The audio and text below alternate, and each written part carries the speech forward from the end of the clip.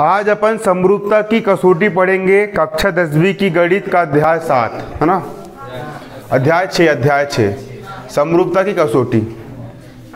कैसे पता लगाए कि दो त्रिभुज समरूप है ना, कैसे पता लगाए कि दो त्रिभुज समरूप है।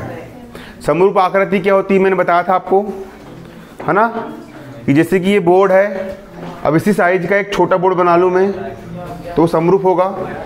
आपकी फ़ोटो अभी बड़ी है, उसी को अगर मैं छोटी कर दूं लेकिन साइज वही रहे तो वो दोनों आकृति कैसी रहेगी, समरूप, बिल्कुल एक दूसरे के रूप की रहेगी।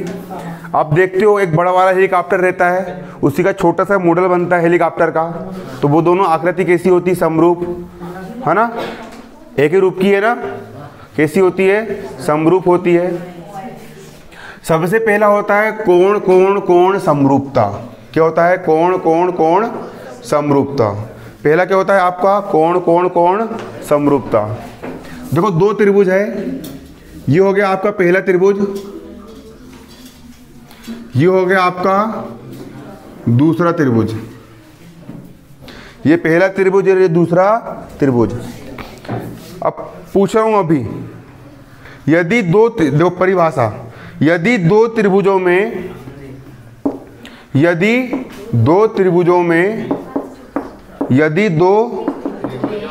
में उनकी संगत भुजाएं एक ही अनुपात में होती है,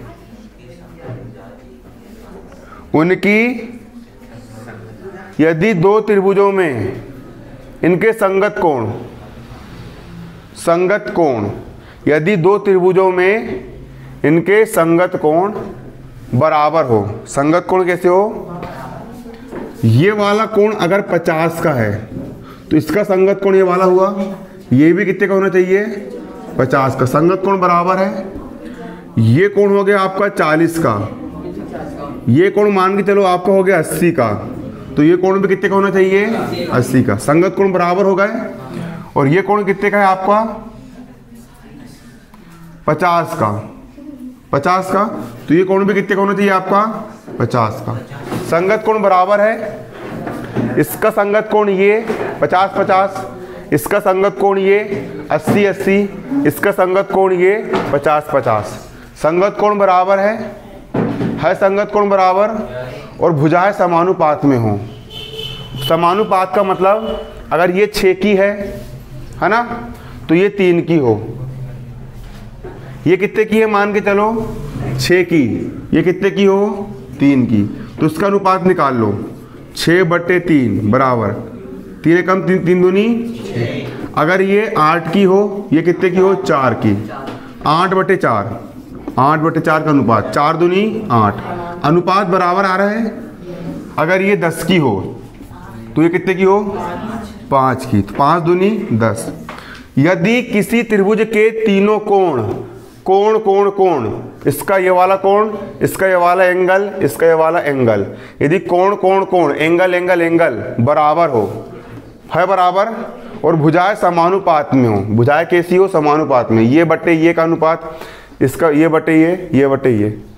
यदि दो त्रिभुजों के संगत कोण बराबर हो और इनकी भुजाएं कैसी हो, समानुपात में हो, तो दोनों त्रिभुज कैसे होंगे, समरूप होंगे। कैसे होंगे, समरूप होंगे। यदि दो त्रिभुजों की संगत कोण बराबर हो और उनकी भुजाएं समानुपात में हो, तो वह त्रिभुज समरूप। वेरी गुड, बहुत शानदार, क्या बात है ना, बन जाएगा, क्लियर। अब अगला क्या है हमारा, अगला है हमारा भुजा समरूपता। अगला मैंने आपको क्या लिखवाया, भुजा यानी होता है साइड, भुजा यानी क्या होता है, साइड,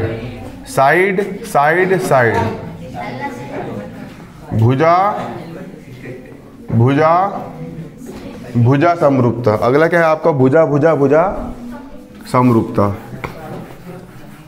देखो भुजा समरूपता में क्या होता है, क्या लिखे हमने, यदि दो त्रिभुजों में एक त्रिभुज की भुजाएं दूसरे त्रिभुज के भुजाएं की समानुपात में हो। अगर एक त्रिभुज की तीनों भुजाएं, ये वाली और ये वाली, दूसरे त्रिभुज की तीनों भुजाएं ये वाली ये वाली ये वाली के समानुपात में हो। ये त्रिभुज का नाम हो गया, मान के चलो आपका ABC, और ये त्रिभुज हो गया आपका PQR। और संगत भुजाएं समानुपाती है, मतलब कि AB बटे PQ का मान, AB बटे PQ का मान, BC बटे QR का मान, BC बटे QR का मान, और CA बटे RP का मान, CA बटे RP का मान। समानुपाती हो मतलब ये सब अनुपात बराबर हो, है बराबर। ऐसी कंडीशन बनती है अगर तीनों भुजा अगर ऑटोमेटिक समानुपात में है। कैसी है?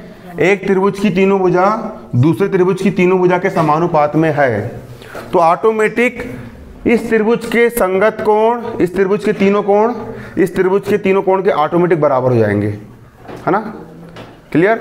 भुजाएं समानुपात में है भुजा समानुपात में।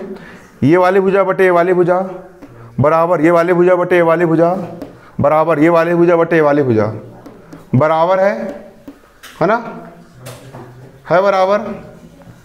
यदि संगत भुजाएं समानुपात में है, कैसी है? समानुपात में। अगर किसी त्रिभुज की संगत भुजाएं कैसी है? समानुपात में। ये वाली बटे ये बटे ये करे आपने, इसका जो मान आया 5 आया। ये BC बटे QR करे, इसका मान भी 5 आया। और CA बटे RP करे, इसका मान भी कितना आया? 5 आया। मतलब संगत भुजाएं कैसी आई आपकी? समानुपाती आई। तो इसके संगत कोण क्या हो जाएंगे? बराबर हो जाएंगे। हो गया संगत कोण बराबर। तो दोनों त्रिभुज कैसे हो जाएंगे? समरूप, एक ही रूप के हो जाएंगे, बस साइज बस थोड़ा कम ज़्यादा रहेगा। तो दोनों त्रिभुज कैसे होंगे? समरूप। इसको अपन क्या बोलेंगे? भुजा भुजा भुजा समरूपता कहते हैं। क्या कहते हैं इसको? भुजा भुजा भुजा समरूपता कहते हैं। अगला है आपका भुजा कोण भुजा समरूपता। अगला है आपका एस यानी साइड, भुजा यानी एंगल कोण, और एस यानी साइड भुजा, भुजा कोण भुजा समरूपता। अगली है आपकी भुजा कोण भुजा समरूपता। अब इसमें देखो क्या होता है, भुजा कोण भुजा समरूपता में देखो क्या होता है। यदि एक त्रिभुज का एक कोण दूसरे त्रिभुज के एक कोण के बराबर हो, अब तुमको समरूपता सिद्ध करना है। और यदि एक त्रिभुज का एक कोण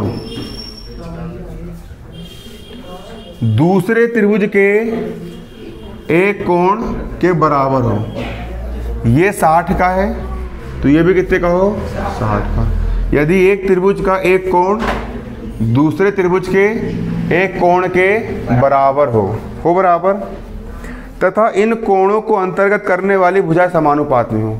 बाकी भुजा का तो नहीं पता, लेकिन इस कोण को दो भुजा अंतर्गत कर रही है, ये वाली भुजा और ये वाली भुजा मिल करके ये वाला कोण बना रही है ना। और ये वाली भुजा और ये वाली भुजा मिलकर ये वाला कोण बना रही है।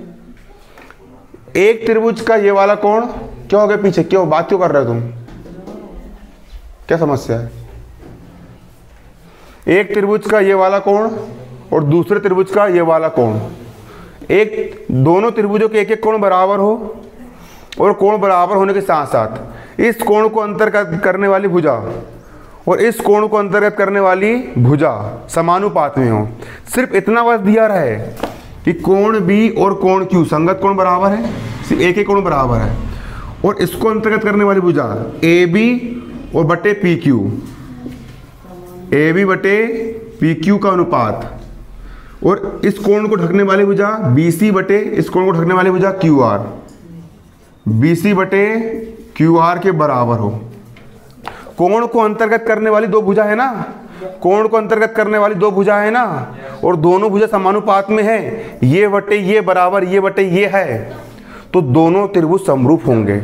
समरूप होंगे मतलब दोनों की समरूप होंगे, एक जैसे होंगे, मतलब कैसे होंगे? एक जैसे, बस साइज बस थोड़ा कम ज़्यादा रहेगा। क्लियर? ये लिखा है यदि एक त्रिभुज का एक कोण दूसरे त्रिभुज के कोण के बराबर हो, दूसरे त्रिभुज के कोण के बराबर हो, तथा इन कोणों को अंतर्गत करने वाली भुजा समानुपात में हो, तो दोनों त्रिभुज कैसे होते हैं? समरूप होते हैं। ये हो गई आपकी समरूपता की कसौटी। इसको अच्छे से आपको पढ़ना पड़ेगा।